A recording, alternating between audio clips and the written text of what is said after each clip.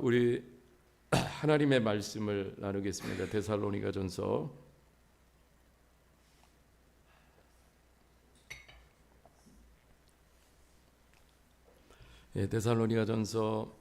2장 13절에서 20절 말씀.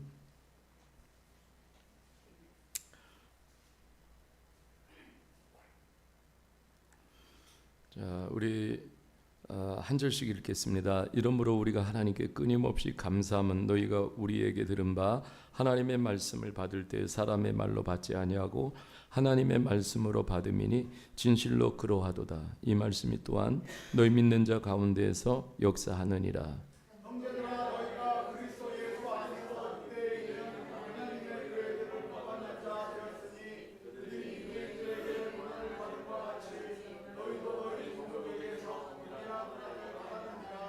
유대인은 주 예수와 선지자들을 죽이고 우리를 쫓아내고 하나님을 기쁘시게 하지 아니하고 모든 사람에게 대적이 되어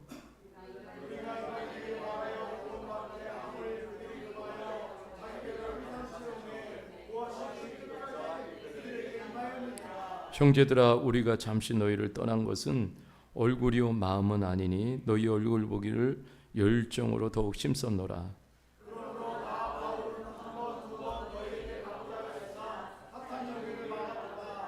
우리의 소망이나 기쁨이나 자랑의 면류관이 무엇이냐? 그가 강림하실 때 우리 주 예수 앞에 너희가 아니냐? 아멘. 네, 오늘 이렇게 전체적인 제목을 붙여봤어요. 종교인이 되지 말라. 예, 같이 합시다. 종교인이 되지 말라. 참. 우리가 시대의 징조를 우리가 눈앞에서 보고 있습니다. 저도 참 많은 고민 속에 있고 또 이런 시대를 어떻게 또 목회를 해야 되고 선교를 해야 될까 사실 생각들이 참 많습니다. 근데 하나님께서 저에게 그런 마음을 주셔요. 이제 깨어 있으라. 그래서 최근에는 계속 정말 하나님이 깨우시는 대로 새벽 시간에 일어나서 이제 하나님께 무릎을 꿇고 또 기도하고 말씀을 더 이렇게 묵상하고 하는 시간을 갖습니다.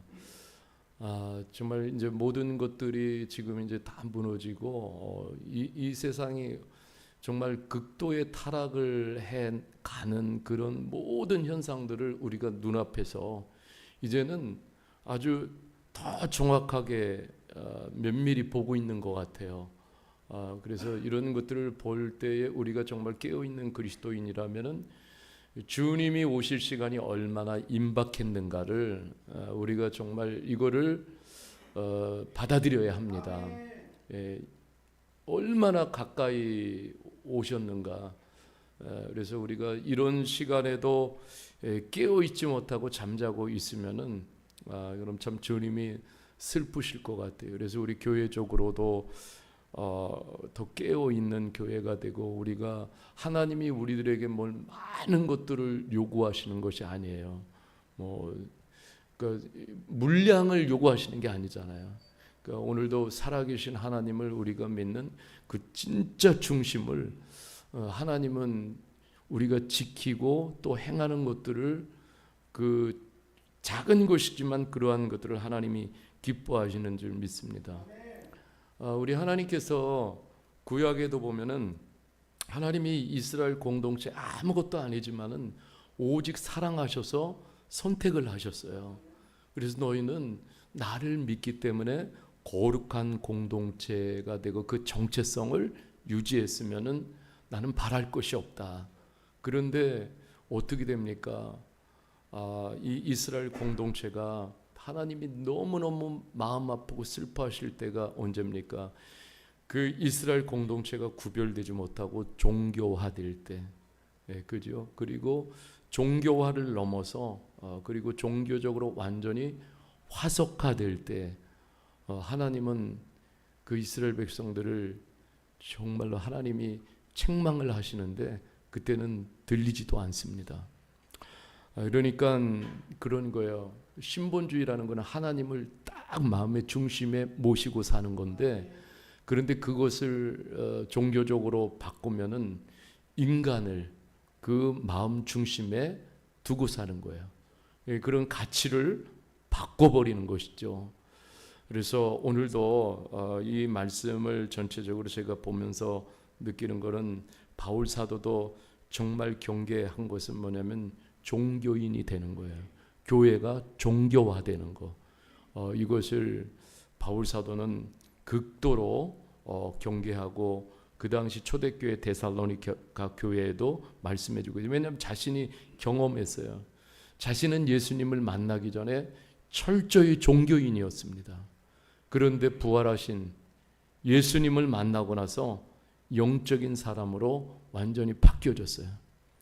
그러니까 지금도 마찬가지, 영적인 사람으로 탈바꿈하는 것이 정말 쉽지 않습니다. 그래서 오늘 바울 사도는 데살로니가 성도들에게 제발 종교인이 되지 말라는 거예요. 그런데 이게 어디냐면 교회 안의 종교인입니다. 교회밖에 종교인이 아니라 교회 안에도 종교인이 있다라는 거예요. 종교인이 되면은 여러분 그렇습니다. 영적으로는 에스겔 골짜기의 마른 뼈와 같은 상태가 돼요. 겉은 멀쩡하지만은 속은 완전히 말라버린 뼈와 같은 상태가 되니까 어떤 일이 일어납니까? 예수님의 생명에 대해서 반응이 없어요. 예수님의 생명이. 그러니까 수없이 우리가 선지서를 읽어볼 때에도 교회 마당들 밟아요. 교회 마당 와요. 그런데 하나님이 그 백성들을 보면서 선지자들 통해서 깨우치는 것은 그들의 마음이 하나님이 계신 지성소까지 절대로 나가지 못하는 거예요. 주님의 임재를 경험하지 못해요. 이런 모습들을 볼 때 주님이 너무 아프신 거예요. 오늘도 이 데살로니가 교회가 시간이 이렇게 지나가면서 어떤 일이 일어나냐면은 이렇게 자꾸 종교인의 특징이 보이는 거예요. 그게 뭐냐면 우리가 13절에 읽었지만 우리가 하나님께 끊임없이 감사하는데 너희가 우리에게 들은 바 하나님의 말씀을 받을 때에 어떻게 해요? 사람의 말로 받지 아니하고 하나님의 말씀으로 받으니 진실로 그러하도다. 이 말씀이 또한 너희 가운데 믿는 자 가운데 역사하느니라. 그런데 그 중에서도 하나님의 말씀을 사람의 말로 이렇게 받는 사람들이 나타나기 시작했습니다. 그러니까 그러는 거예요. 그 메시지 참 좋다. 메시지가 좋다. 그리고 뭡니까? 거기서 끝나는 거예요. 더 이상 이 말씀 때문에 내 삶이 변화되고 이 말씀을 적용하고자 하는 능력이 없는 거예요. 그러니까 종교인의 특징을 이렇게 보면은요, 교회 안에 있으면서도 그 온통 생각은 이 모든 생각이 이 세상적인 인간들이 추구하는 인본주의에 완전히 이 생각과 그 다음에 마음이 지배를 당해서요, 성공, 그 다음에 재산, 건강을 늘리는데 온통 다 거기에 관심이 가 있습니다. 그러니까 그런 방식의 말만 들리는 거예요. 그 교회 안에도 그런 소비자들이 정말 많습니다. 그러니까는 종교인이 더불어서 목사도 종교인이 되어져 가는 거예요. 그 종교인이 구미에 당기는 말을 해줘야 됩니다. 근데 이것들을 들을 때 소비자들은 마음이 편한 거예요. 이런 것들을 들을 때 흥분합니다. 며칠 전에 제 사랑하는 친구 목사님이 전화를 했어요. 그래서 목사님, 이 목사님, 저기가 정말 이번에 추석 때 맘 먹고 그리고 아주 유명한 기도원에 좀 마음을 먹고 지금 주님 앞에 집중적으로 기도하기 위해서 올라갔어요. 그런데 그날 강사님이 대형교회 목사님이 오셨대요. 그래서 이제 저분이 무슨 말씀을 하려나 하고 이제 이렇게 기대를 막 하고 있는데, 그런데 한 30분 동안 땅 얘기만 하더래요. 그래서 내가 개인적으로 땅이 한 2,000평이 있는데, 그런데 여러분도 이런 땅 받기를 원합니다. 그러니까는 사람들이 아멘 하더래요. 그런데 또 어디에 땅이 또 있다. 여러분들도 이런 땅 받기를 원합니다. 그래서 진짜 복음을 팔러 온 건지 땅 장사인지 너무너무 듣기가 거북해서 이게 메시지가 그냥 복음의 메시지가 아니라 기복을 부추기는 그런 메시지니까 자리에서 일어나가지고 내려왔더니 마음이 너무 아팠대요. 돌아오면서. 그러니까 이제 복음이 없는 거예요. 근데 더 참 안타까운 것은 그곳에 가득 모여 있는 그 모든 사람들이 그런 얘기를 하는데도 거기에 대해서 아멘으로 반응하는 그런 모습을 보면서 이건 뭔가 이런 생각을 하면서 이렇게 내려왔다라는 이런 오늘의 그런 그 현실의 영적인 현상들을 이렇게 나누는데 참 마음이 아팠습니다. 참 우리가 메시지를 하나님의 말씀으로 받아들이고 있는가. 정말로 이거는 바울 사도가 우리들에게 오늘 주시는 굉장히 놀라운 도전이에요. 진짜 이 하나님의 말씀을 하나님의 말씀으로 받아들이는가. 목회자를 통해서 증거되는 메시지가 하나님의 말씀으로 받아들이는가. 그러면은 이것을 하나님의 말씀으로 받는다면 정말 많이 달라질 거예요. 제가 28살에요. 이 하나님의 말씀이 진짜 하나님의 말씀으로 들려지니까 그 말씀 앞에 제가 고꾸러졌어요. 그날 완전히 깨졌어요. 그래서 제가 밤새도록 지금까지 하나님의 들려주시는 이 메시지를 믿지 못한 거에 대해서 의심한 거, 형식으로 들어 새벽에 해 뜨는 시간까지 회개를 했어요. 하나님의 말씀이 정말로 내게 들려질 때 내 삶은 그냥 있을 수가 없더라고요. 그때부터 제 안에는 그냥 180도의 진짜 강력한 변화가 제 삶 속에서 일어난 거예요. 오늘도 그렇습니다. 진짜 하나님의 말씀으로 메시지가 들려지는데 어떻게 오늘날 기독교가 저급한 수준에 머물러 있을까요? 어떻게 세상에 지탄을 받을까요? 초대교회 사도행전에 보면은 진짜 초대교회는 아무런 갖춰진 것이 없었어요. 그럼에도 불구하고 그들은 말씀을 살아계신 하나님의 말씀으로 받아들였습니다. 교회 위상을 지켜냈고요. 세상 사람들로부터 다르게 살으니까 칭찬을 받았습니다. 하나님의 말씀을 진정으로 두려워하고 믿고 그대로 살았습니다. 하나님의 말씀대로 살기 시작하니까는요, 손해가 생깁니다. 하나님의 말씀을 믿지 못하고 살지 못할 때는 거짓으로 막 살았어요. 편하게 거짓말을 하고 남을 속이고 이런 거 해도요 아무런 꺼리낌이 없었어요. 편했어요. 그런데 살아계신 하나님의 말씀을 정말로 믿고 나니까는 사실 적당히 거짓말을 하면서 그래야 실속도 챙기면서 사는 거 아니에요? 그런데 진짜 하나님의 말씀을 믿으면은 그러면 그거 할 수가 없어요. 왜냐하면 거짓이라는 것은 하나님이 가장 싫어하시는 죄잖아요. 근데 이것을 어떻게 또 하겠어요? 손해를 보더라도 우리는 우리의 삶 속에서 더 이상 거짓을 행할 수가 없어요. 데살로니가 교회 안에 거짓 교사들이 들어와서 성도들의 입맛에 맞는 거짓 복음을 전하는 거예요. 말장난하고. 그러니까 그러한 것들을 받아들이면서 아멘 아멘 할 때 그러면은 어떻게 합니까? 결국은 영혼이 죽게 되니까. 영혼이 죽어버리니까는 뭐예요? 죽었는데 어떻게 주님의 말씀을 따라갈 수가 있어요? 죽었으니까 죽은 것을 따라갈 수밖에 없어요.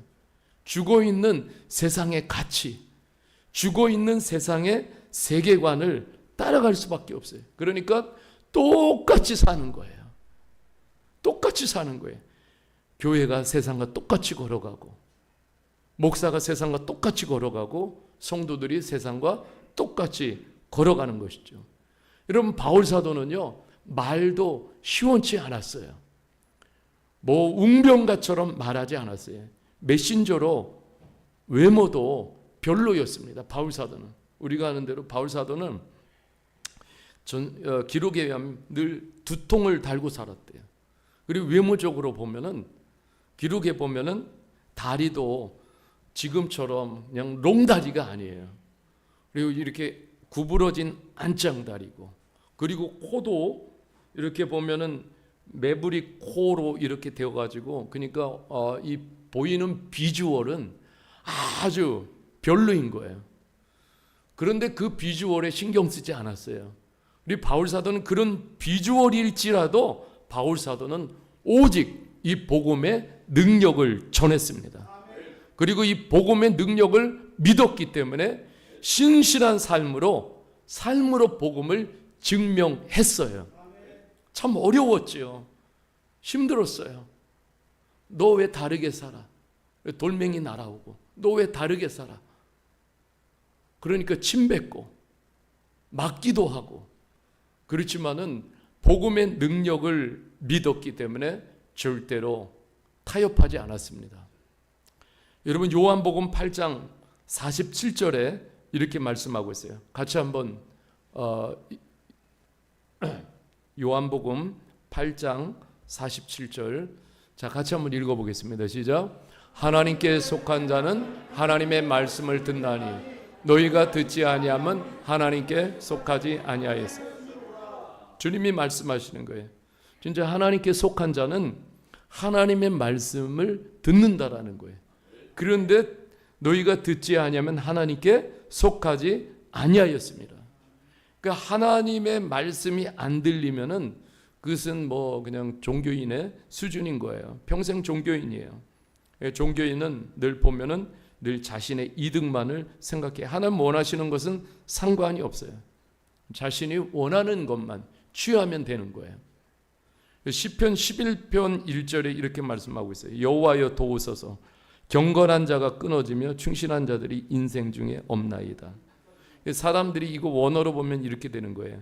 사람들이 다 그냥 휴먼 레이스를 갈 뿐이라는 거예요.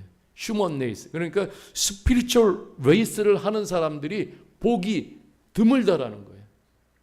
예, 오늘날도 여러분, 우리는 하나님 믿는다고 하면서 보면은 휴먼 레이스 하는 사람들이 더 많아요. 정말 스피리추얼 레이스 하는 사람들이 더 많아요.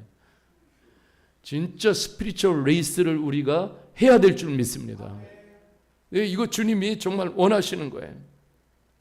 근데 정말 영적인 사람들은 하나님의 말씀 한마디 한마디를 이렇게 받을 때마다 진실로 그러하도다. 그 뭐예요? 아멘, 아멘, 아멘.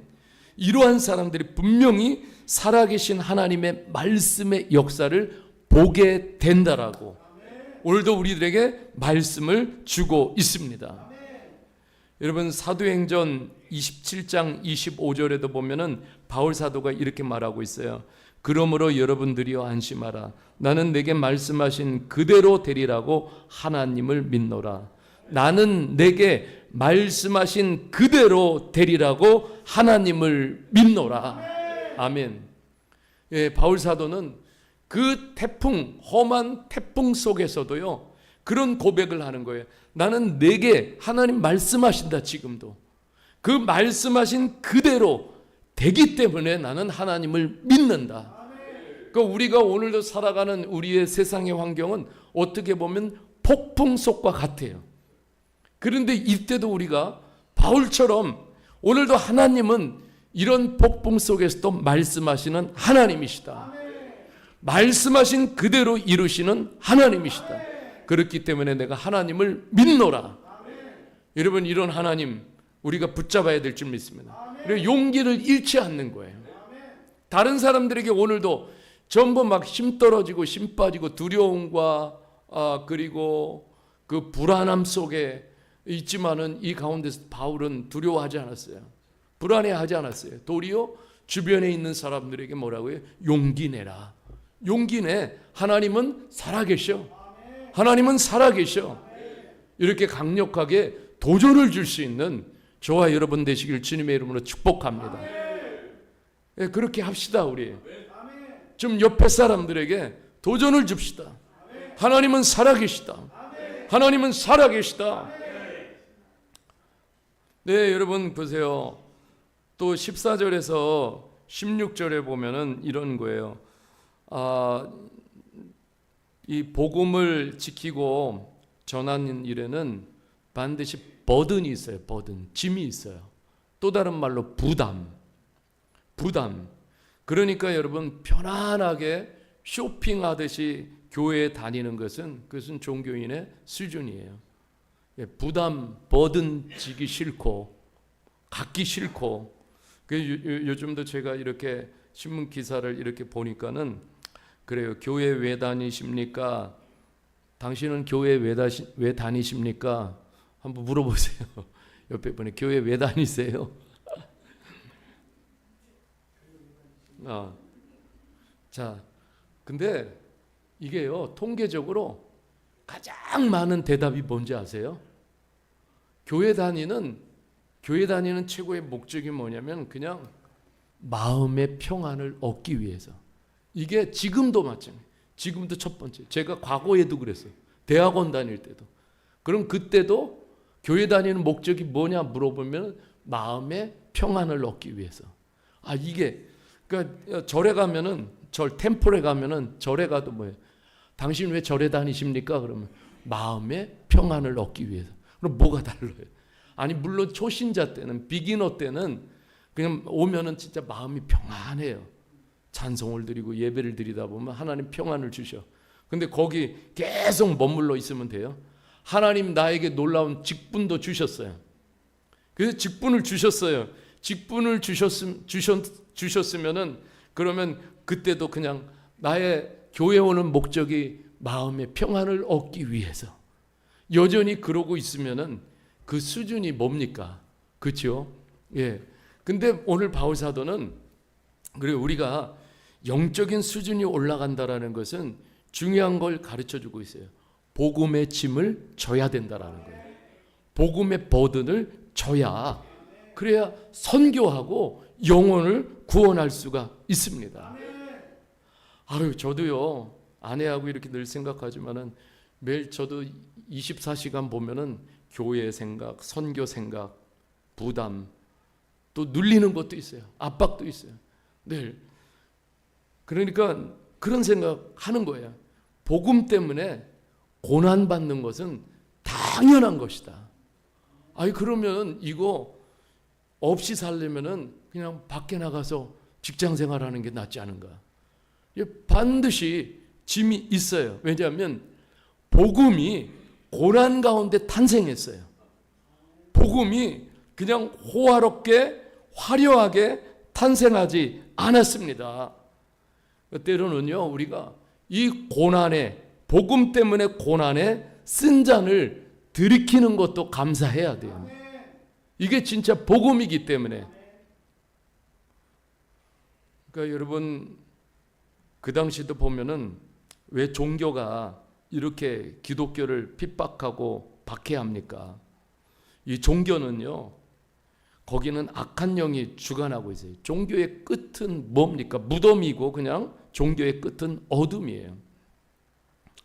그 종교는 사람을 세뇌시키고 종교는 사람의 생명을 귀하게 여기지 않아요. 뭐 이슬람, 불교뿐만 아니라 또 유대인 종교들 마찬가지잖아요. 이렇게 말하고 있어요. 16절에 보면 종교는 죄를 채우는 것이 종교다.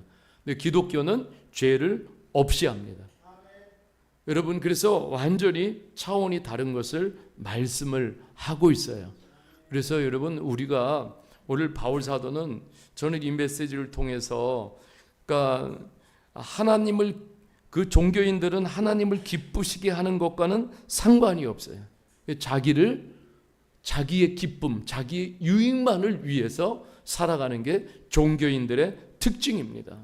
그래서 바울 사도는 17절에서 20절 말씀을 이렇게 보면서 이렇게 이야기하는 거예요. 저는 여기서 몇 가지 말씀을 드리면 우리가 종교적 교회가 되지 않으려면은요, 우리가 정말 영적으로 통하는 심정이 통하는 성도들이 돼야 돼요. 예, 그러니까 어디에 있어도 영적으로 살아있는 삶을 살아내는 그러한 교회요 성도들이 되어야 될 줄 믿습니다. 왜냐하면 영은 통하기 때문에 그렇습니다. 그래서 서로가 얼굴 보기를 그리워하는 그렇게 친밀한 예수님의 공동체가 되어졌으면 좋겠어요. 그냥 종교적으로 한번 왔다가 그냥 또 일주일 만에 그런 것이 아니라 늘 얼굴을 생각하면서 기도하고 또 얼굴 보기를 사모하고, 또 18절에 보면은 이런 거 있어요. 나 바울은 한두 번 너희에게 가고자 하였으나 무엇이 막았어요? 사탄이 우리를 막았도다.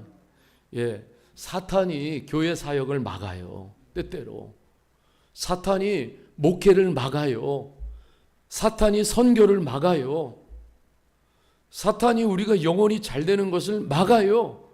사탄이 이런 역할을 합니다. 그렇기 때문에 교회가 기도해야 돼요. 막지 못하도록 기도해야 돼요. 목회자를 위해서도 기도해야 될 줄 믿습니다. 목회자가 성령의 인도함을 잘 받도록 기도해야 될 줄 믿습니다. 예, 사탄이 막기 때문에 그래요. 사탄이 막으면 전진할 수가 없어요. 그래서 이 사탄이 막지 못하도록 성령의 능력이 충만하면, 그러면 사탄이 막지 못하고 길을 열게 될 줄 믿습니다. 그리고 여러분 19절에 보면은 이렇게 말하고 있어요. 우리의 소망이나 기쁨이나 자랑의 면류관이 무엇이냐? 그가 강림하실 때 우리 주 예수 앞에 너희가 아니냐? 이렇게 말씀하고 있어요. 네, 우리가 끝까지 부끄럼 없이 삽시다. 아멘. 끝까지 부끄럼 없이 삽시다. 서로가 볼 때 소망이 되고 기쁨이 되어야 될 줄 믿습니다. 마지막 우리가 주님 앞에 설 때 마지막 남는 것은요, 함께 했던 성도와의 삶이에요. 성도와의 교제, 함께 했던 하나님이 주신 그 비전을 이루는 그 성도의 삶인 줄 믿습니다. 그래서 세상에서 가장 가까운 우리는 영의 가족이에요. 영가족. 여러분 믿습니까?